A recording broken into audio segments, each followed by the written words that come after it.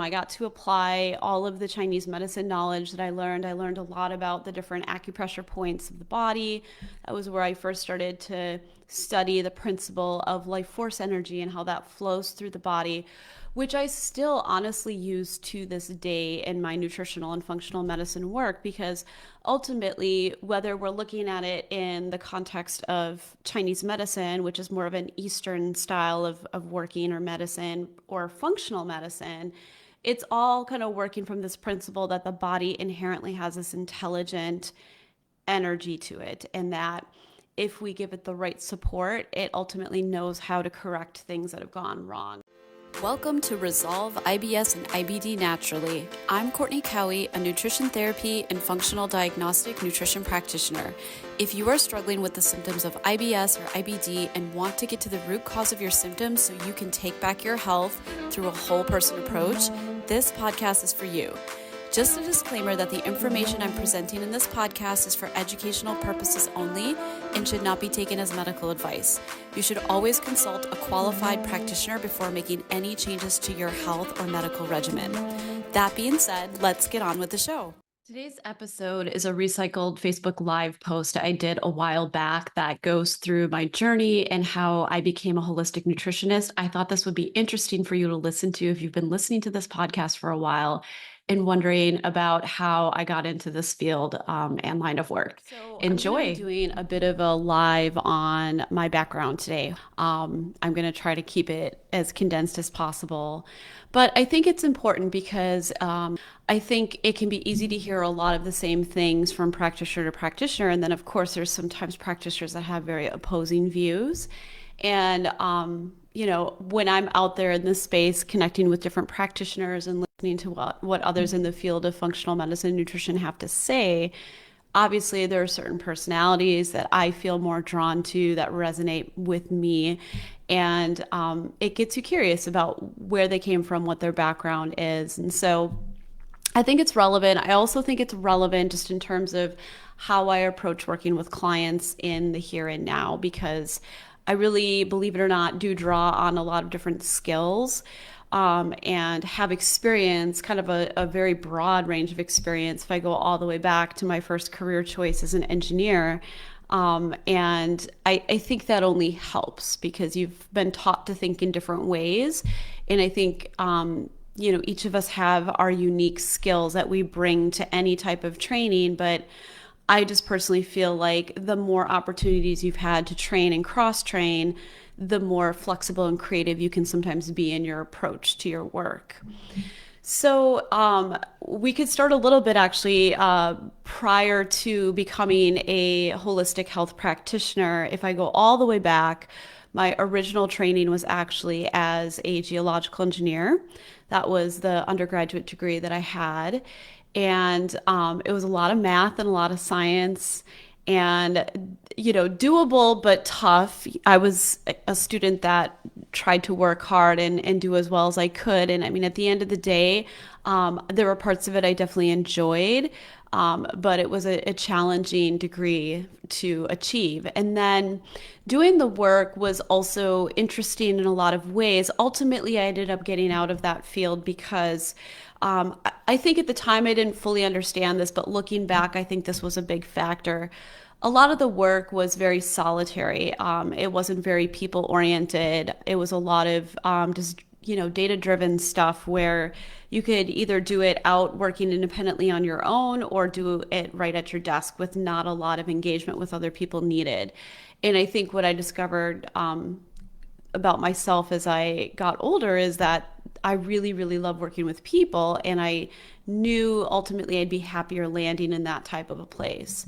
From engineering, I did a bit of a stint working with the government and the Department of Defense, actually in the Pentagon of all places, using my master's degree in Japan studies. And I don't want to go down that entire rabbit hole, but suffice it to say, the interest in Japan came from studying over there as a college student, as a study abroad student, led me to go on and get a master's degree. And then I got this opportunity to go apply that knowledge and the language skills and all of that with the government, which again was really interesting.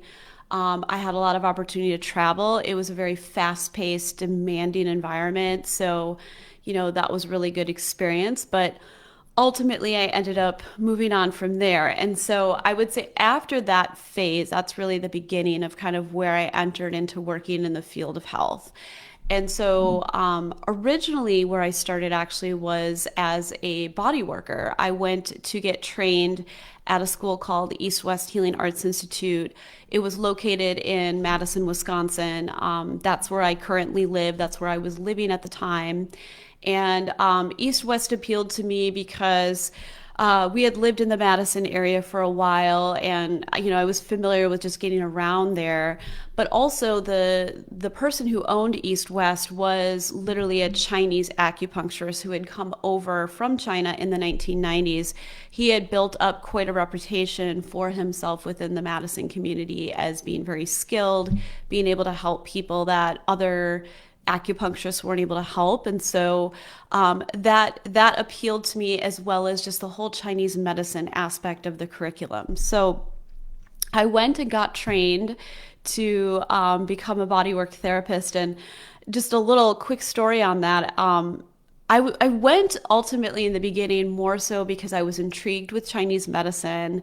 Again, this kind of has a backstory I won't go into quite right now, but the body work part I was really nervous about, because I was never a kid intuitively that was drawn to, for fun, just give my friends a back rub or anything. And my family of origin isn't very touchy-feely either. And so I think initially going into bodywork school, I had a lot of inhibitions around, like, wow, could I really do this? Like, will I be good at this? Will it ultimately become comfortable to literally work on lots of different people's naked bodies? Am I going to be able to do that? I had all those questions, but I've always had this kind of like go for it type of mentality my entire life. So I think once I was set that this was the path I wanted to go down, ultimately I just did it. But yeah, after I went through that program, all was well. I came out. It appeared I had pretty good talent actually as a body worker, and it was awesome. I got to apply all of the Chinese medicine knowledge that I learned. I learned a lot about the different acupressure points of the body. That was where I first started to study the principle of life force energy and how that flows through the body, which I still honestly use to this day in my nutritional and functional medicine work, because ultimately, whether we're looking at it in the context of Chinese medicine, which is more of an Eastern style of working or medicine, or functional medicine, it's all kind of working from this principle that the body inherently has this intelligent energy to it, and that if we give it the right support, it ultimately knows how to correct things that have gone wrong. And so it is ultimately achieving the same end goal. It's just that the way of looking at that and defining that and how to do that is a bit different, Chinese medicine to functional medicine, but compatible from my perspective. After I got out of bodywork school, I actually opened up my own practice. I did this in a sense slowly, because I was starting from scratch, but by the time I got about 6 months into that, I was getting to a place where I had to quit my part-time job at the time and just dedicate myself fully to doing the body work, because I had a building book of clients, which was really great. And I was kind of off and running for probably about 18 months. And then I made the decision, based on actually receiving some marketing material in the mail, to go do some continuing education in the field of shiatsu, which is another type of body work that, in this particular case, was working with a lighter type of touch, learning skills that were more energetic to help shift things more internal to the body. And so less of a physical, effortful style of body work, and more of a lighter touch, refined, energy-based type of work. Different yet, though, than Reiki. Sometimes when I start to describe shiatsu, quantum shiatsu to people, they think about Reiki because they've had some familiarity with that. It's different than that yet. But that was a really amazing program. Took about a year over the course of like clusters of weekends, and really gave me an understanding of how important the brain-body connection is in very simple terms.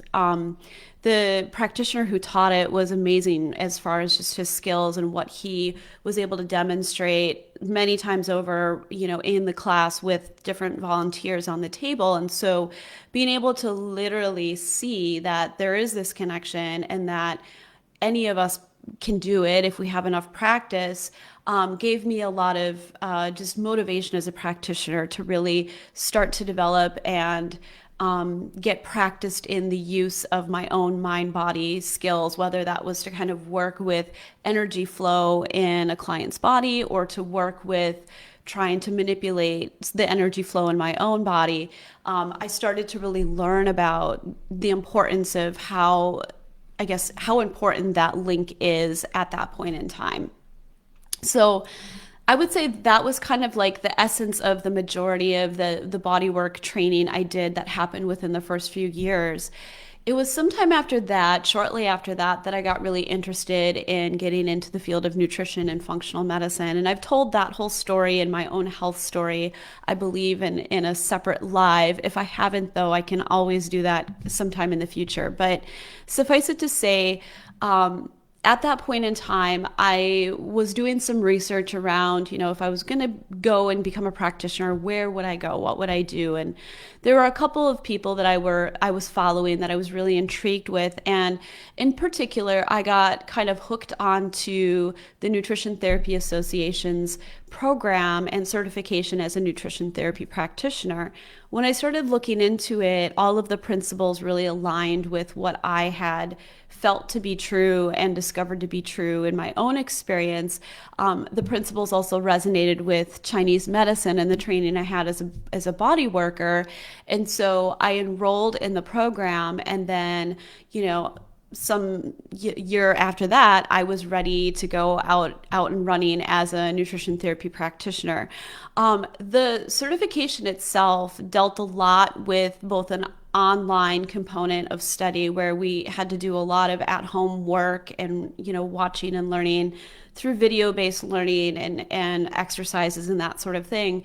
But similar to my shiatsu training, there was also a cluster of weekends where we literally had to drive to a neighboring city and in person do more study and training, as well as body-based practice. And the body-based practice actually was tied into a skill set that I learned as an NTP called lingual neural testing, which actually comes from the field of osteopathic and chiropractic work, whereby we're using the body's nervous system and these different reflex points that are mapped out that reflect into different points in the nervous system to get feedback. And traditionally, this testing is actually done by putting a component, like an ingredient of food, if you will, on the tongue, and then using the taste bud receptors to get information back from the nervous system, basically signaling that this is something that's going to be helpful or not helpful to the body. And so I really loved this way of trying to discern early on in my practice what would be helpful for my brick and mortar clients that would come in to see me, because at the time I wasn't getting into root cause testing too deeply. There were a few tests I was starting to run, but for the most part, I really wanted to continue to refine and get better and better at lingual neural testing. And I did see a lot of correlation with the supplements that I was testing out on the client and improvement in their symptoms. And so there was a good period of time where that approach worked really, really well, alongside looking at their diet, doing extensive food journal assessment and recommendations on clients. That got a lot of people a good majority of the way there. However, sometime along the way, I would say both simultaneously having some more ongoing challenges personally with my health, as well as starting to see clients that were just a little bit more complex and able to help them and obviously make headway. And they were learning a lot through the nutritional work, but it felt like there were things we were missing. And on some level, I think my own understanding and experience as a practitioner was really starting to come to fruition around that same time too. One of the things I did actually right away was enroll in Alison Seebecker's SIBO Pro course right around this kind of next phase of development as a practitioner. And I really wanted to have that training under my belt because I felt like one of the things I kept seeing over and over again was a very compelling picture of SIBO in a lot of my gut health clients. And at that point, I was actually already running some lactulose breath tests, and we were essentially confirming that this is what it is based on what the test is showing us. But what can be incredibly difficult about SIBO in particular is it can be challenging to effectively eradicate it. And sometimes you need to trial and error a few different methods to find one that works. And sometimes you just have to be very persistent, and sometimes it comes back. And so I really felt like taking that SIBO Pro course training was going to help with just getting a more effective strategy in place for some of these clients. And by the time I went through that training, it definitely was a huge win. To this day, there's golden nuggets I learned that I still apply to client cases where we're dealing with a SIBO problem. And, knowing that I've got multiple tools in my toolbox to draw from to work with them on that is huge, and something I wouldn't have had prior to that training. After that, I ended up going down the rabbit hole a bit and doing some additional training on mold toxicity. Specifically, I took Margaret Christensen and Gail Clayton's mold toxicity course for practitioners, which was excellent, and gave me a deeper way of understanding and being able to articulate to clients and other people even just what happens at the level of the immune system when a person is sick with mold toxicity. Literally what is going on with the body in terms of inflammation and dysregulation, and why is it that mold toxicity tends to predispose people to autoimmune conditions. So it was great. It was a really great deep dive in that regard, and also helped to fill in some of the gaps in terms of just, okay, what are the different steps and stages with which we address this type of problem, and having a template to kind of work from there. Certainly that wasn't the only extra mold toxicity education I did. I've done a lot of organic acids test types of training, which is closely tied into the whole toxicity realm. Just lots of different supplemental kind of courses around testing, as well as just these niche areas like mold and SIBO. The other big piece, though, that came somewhere in the course of all of this was getting my additional certification as a functional diagnostic nutrition practitioner. And that really came about because I wanted to be able to run tests that weren't available to me as a nutrition therapy practitioner, and also just deepen my knowledge around running some of these tests, which absolutely that certification did. In fact, I feel like kind of the place I've arrived at is a beautiful marriage of those nutritional, dietary, even lingual neural testing, or sort of the intuitive way of working with the body from nutrition therapy, with the real data-driven approach that the FDN gave me kind of after. And really, what does this mean from your end as a prospective client, or just a person out there looking for solutions, looking for ideas, looking for potentially practitioners to work with? I think you really just want to know, first and foremost, what is the background of the practitioner you're working with, or how deep does the potential strategy you're looking at, if you're going to consider a DIY approach, go? Who created that? Does it draw on some principles that tend to work for this particular condition? And that may not even be a question you could necessarily answer, but I think that from my perspective, being able to see that there's data to back up why we would do something the way we do it is really important. This is why I love having a few tests to run to really get that data, but then also being able to understand physiologic function, understand what's going on with these different symptoms, different factors that can be driving that, and then give credible ideas and proven methods to intervene to try to improve things at the physiological level through diet, through lifestyle, while we're doing the testing and trying to address the root problems we're finding with the tests. Personally, I think that's a very, very good strategy with a high probability to work for the majority of people. The only other thing I really want to mention, just in terms of like different types of ways of assessing clients or assessing problems in the body. And, before I was a practitioner, especially, I ran the gamut of things and saw lots of different practitioners, had lots of different kinds of testing done on me, including things like muscle testing and biofeedback machine testing. And muscle testing is somewhat like lingual neural testing because it's, again, using muscle reflexes via nervous system feedback to try to check against different test substances. I will tell you though, when I was doing my training as an NTP, I did a lot of adjunct just seminars some of them were through the NTA, some of them were through partnering supplement research distributors, right? So when I would go, there would be a lot of chiropractors in the room that would be there as well doing the training. And I remember on a few occasions, some of the teaching chiropractors that were there to kind of, tell us about these skills or these different things that they were presenting on would literally say that true muscle testing actually is lingual neural testing. Like originally, when doctors of chiropractic and osteopathic were really using these nervous system pathways to check on the body, it was done via the taste buds. It wasn't done via, muscle reflex, like pressing against an arm that's raised to see if it locks or doesn't lock. So,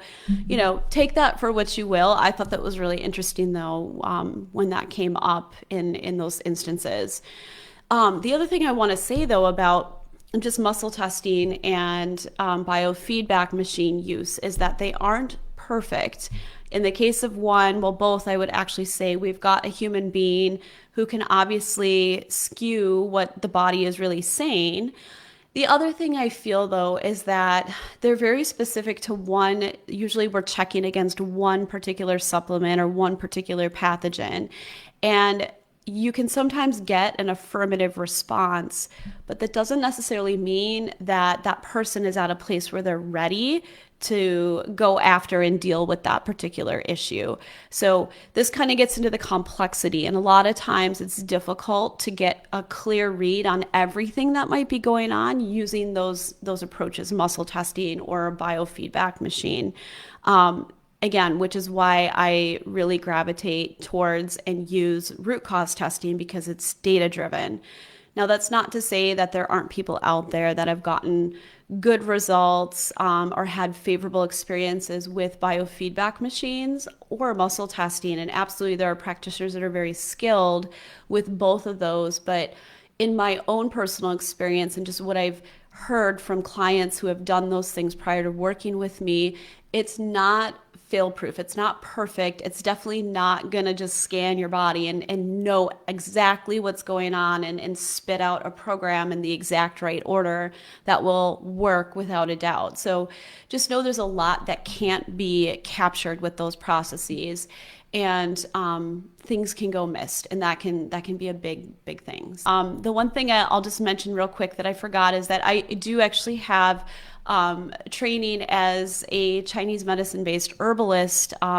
Did Sharon Weizenbaum's White Pine Institute graduate mentorship program for Chinese medicine practitioners several years ago, and probably the toughest program I ever did, but it was awesome. She's a very interesting, wonderful lady. I loved learning from her. And again, just is stuff that I still use today. A lot of those principles, whether it's through nutrition or through supplemental applications. One of the best things about my job is receiving positive feedback like this. If you're struggling with IBS or IBD as someone who has struggled through the nightmare of unpredictable bathroom runs, abdominal pain, and irregular bowels, I know your pain. As a functionally trained nutritionist, I also have a tried and true system to help my clients struggling with chronic gut symptoms achieve their health goals. If this is you and you're on the fence about whether or not a functional medicine approach can help you, or maybe you've only gotten lackluster results working with another practitioner, don't give up. Book your free gut check call with me to assess your situation. Just like so many of my clients, you too will feel validated and hopeful that you can finally regain your health. Did you find this episode informative and helpful? I'd love to have you leave me a 5-star rating. Do you have questions about holistic approaches to optimizing gut health that you'd like to ask? Please leave your question or comment below, and I will be sure to address it personally or cover it in a future episode. Be sure to check the show notes for any resources mentioned in today's episode. See you next time.